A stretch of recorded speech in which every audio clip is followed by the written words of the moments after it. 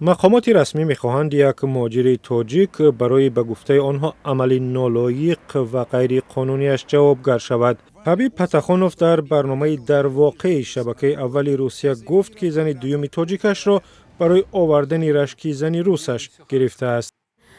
در این مورد وزارت مهنت صلاحیت دارد که او را بازخوان کند و در مورد عائله داری و دو زنگی او باشد او طبق قانونگذاری جمهوری تاجیکستان به جوابگری ماموری کشیده می شود.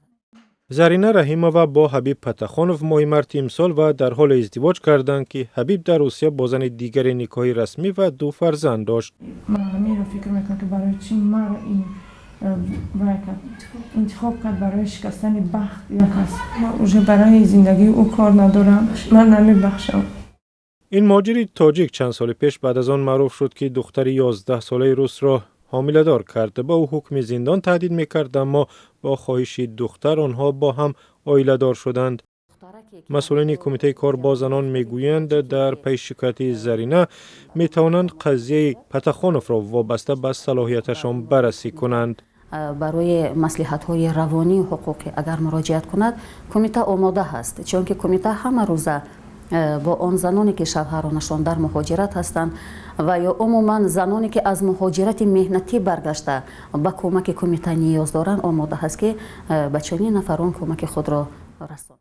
زرینه میگوید از تمام قصه زندگی حبیب آگاه بود، ولی به حرفای او که گویا از زنش جدا شده است و با او هم نکاح رسمی میبندد باور کرد. حالا زرینه بر این باور است که ازدواج با او یک برنامه طرح ریزی شده بود که در نهایت بختی او را قربان کرد. بر قصد زنش مرا در زندگی مرا شکست. بر قصد زن بود. همه کرده های توی، همه کرده های وعده ها، همه این دروغ بوده است. از سببی که در برنامه فهمیدیم که وای میخواست است که رشک زنش را بیارد.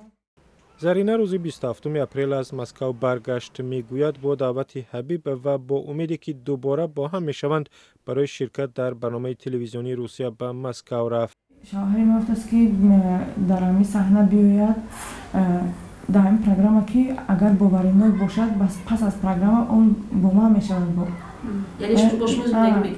من به همین امید رفتم که تو به هر یک دختر مسلمان تاجیک بختی اول است. برقرار کردن نشکستن بختی اول. حبیب یگانه جوانی نیست که در روسیه نکاح رسمی دارد و هم در تاجیکستان با زن دیگر نکاح اسلامی بسته است. برخی از مهاجران که برای کار و زندگی سالها در روسیه میمانند آنجا زن دوم میگیرند.